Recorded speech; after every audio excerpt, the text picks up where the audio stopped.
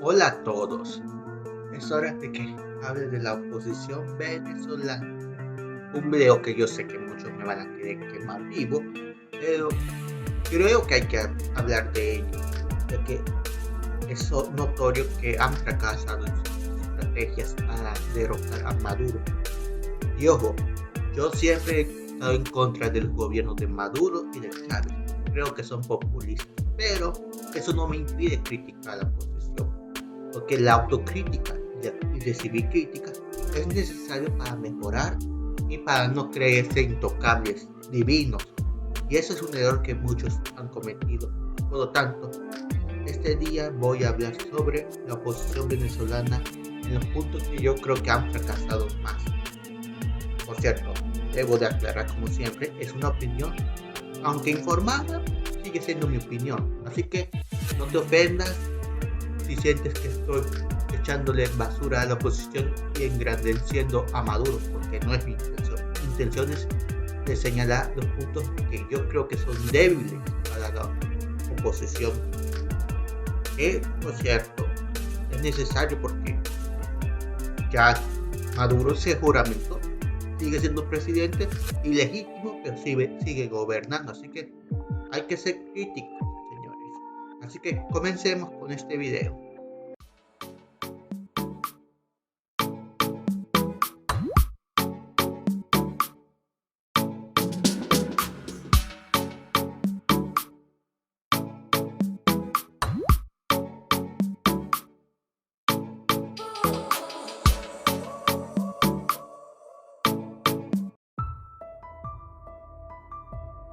Con este apartado debo ser lo más claro posible. Hay que admirar a esta mujer, porque se ha enfrentado a este régimen sin miedo, y con las últimas elecciones demostró liderazgo. Pero para mí, ella está bien desconectada de la realidad.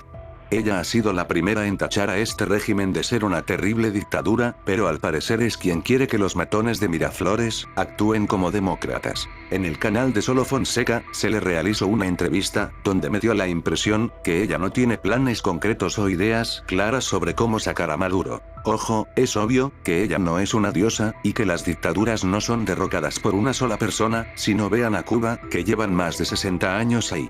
Sin embargo, pareciera que su estrategia principal es su fuerza moral. Ella cree que los soldados un día dejarán de apoyar a Maduro, por solo el hecho que ellos, abro comillas, abrirán los ojos, verán que Maduro es el malo de la historia, cierro comillas. Insisto, ella es la primera en decir que Maduro es un dictador. Así que, ¿por qué insiste que actúe diferente a lo que ha hecho anteriormente? Porque ella, yo, y medio mundo sabe que Maduro es dictador, e incluso el Partido Comunista de Venezuela lo saben, pero aún así sigue exigiéndole que actúe diferente. Yo con este señor, tengo la impresión, que ni él se cree que es el presidente electo de Venezuela. Yo tengo la impresión, que él siempre tuvo la idea de exiliarse después de las elecciones. Hay que ser claros, él ganó por María Corina Machado. Porque sin ella, nadie sabría que él existe. También que hay que aclarar que él demostró valentía, en lanzarse como candidato y realizar caravanas en todo el país, aún con el miedo real de que algo le podría suceder. Y yo jamás apoyaré a algunas personas, que deseaban que se volviera un tipo de mártir. Que la dictadura, lo metiera en una celda y le hicieran la vida horrible. Por lo que estoy de acuerdo, de que se exiliara. Lo que no estoy de acuerdo, es que él no tome más protagonismo. Es el presidente electo de un país, que lo necesita más que nunca. Es el presidente electo, de un país, donde están matando a su gente. Porque todas las personas que salieron a protestar aún con la amenaza de que los mataran o metieran presos, no lo hicieron en el nombre de María Corina Machado, lo hicieron en su nombre. Pero creo que estoy pidiéndole mucho.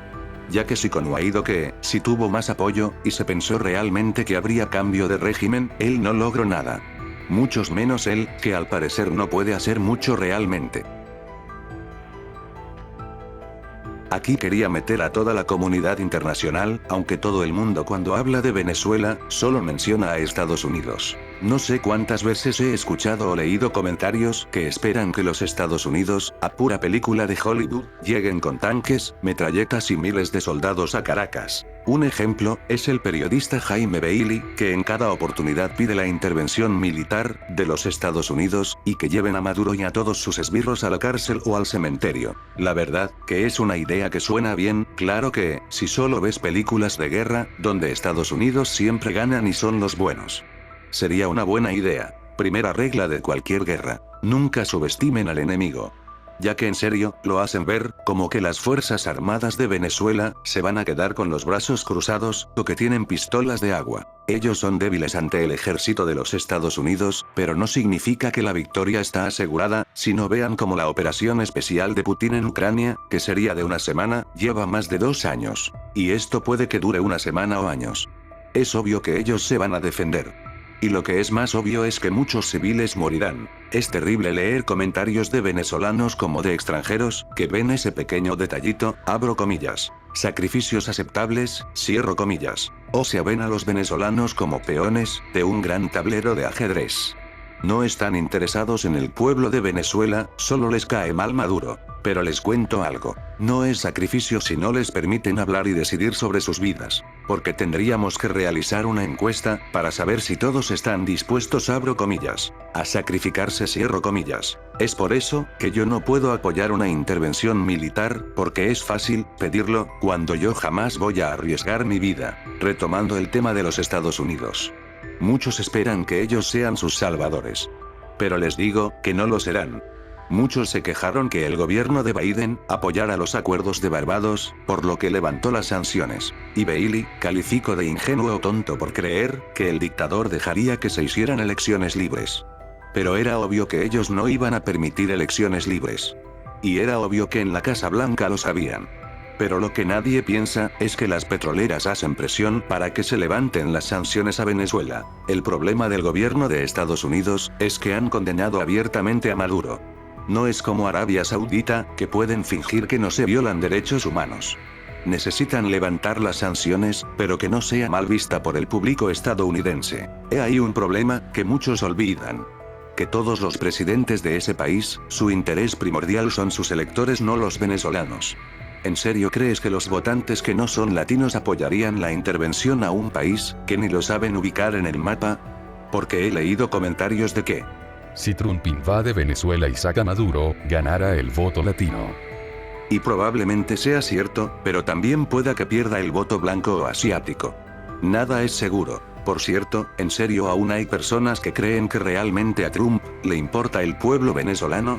Porque es muy obvio que el tema de los derechos humanos en general, no es algo que le quite el sueño a Trump. Él ha demostrado que no tiene problemas en relacionarse con dictadores, y que con Maduro eso sucederá. Es triste, pero a la vez gracioso, ver en las noticias, venezolanos en Estados Unidos, hablando de cómo se sienten traicionados por Trump. Y yo les pregunto, ¿en serio creyeron que eran importantes para él? Si prácticamente en su segunda campaña para la presidencia, casi no mencionó a Venezuela, y al tomar el poder, vio como enemigos a Panamá, Canadá, Ucrania y a México, pero a Venezuela la ve como una aliada. Que, por cierto, espero pronto hablar de este estúpido error que está cometiendo Trump.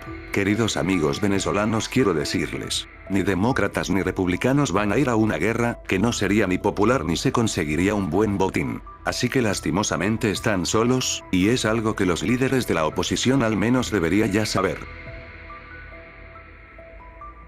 En el canal de Mauricio Schwartz, hubo una entrevista que él realizó al periodista Luis Carlos Díaz, donde Díaz dijo algo, y es que el pueblo venezolano cree en la democracia, tanto así que fueron a votar masivamente. Y es cierto, porque muchos no creen en la violencia como forma legítima de derrotar al gobierno. Pero pregunto, ¿hasta cuándo?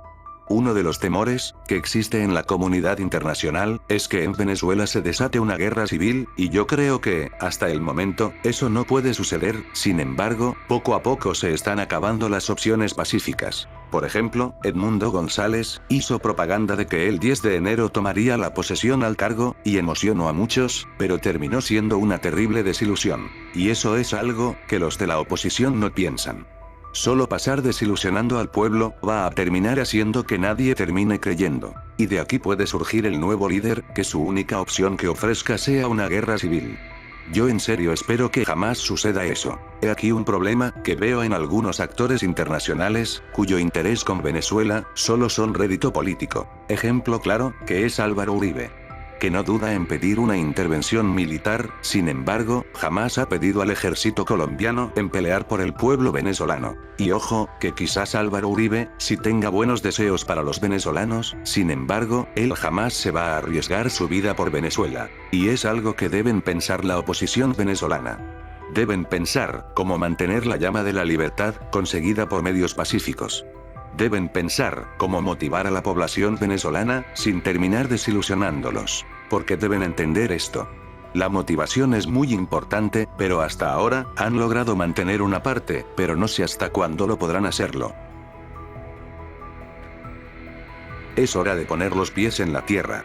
Es hora de hacer planes realistas. Dejen de exigir a los dictadores que actúen de forma diferente, cuando han demostrado que no están interesados en cambiar. También es hora que algunas personas comprendan cómo es la realidad. Por ejemplo, que Maduro solo es la punta del iceberg.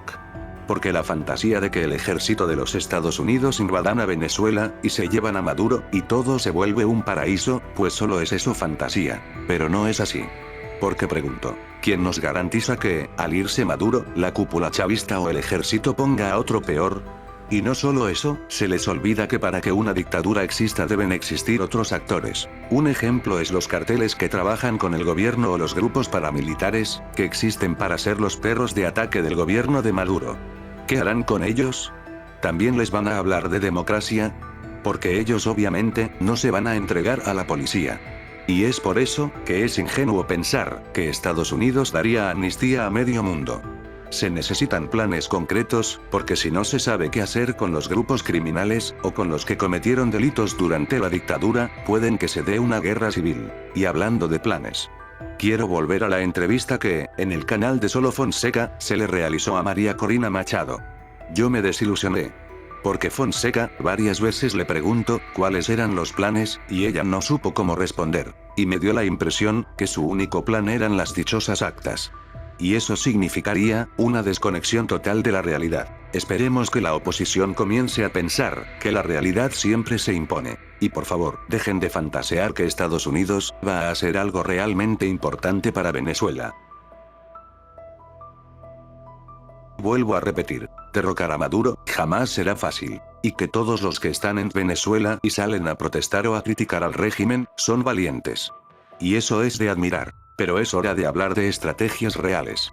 Porque, aunque las personas salgan a protestar y derriben estatuas de Chávez, eso solo confirma que Maduro no es querido, sin embargo, no le quita el sueño eso. Por lo que es momento, de hablar de planes. Porque si siguen por el mismo camino, sin hacer algún cambio real, entonces no se sorprenda, que, dentro de 6 años, Maduro sin descaro, mencione que será de nuevo presidente.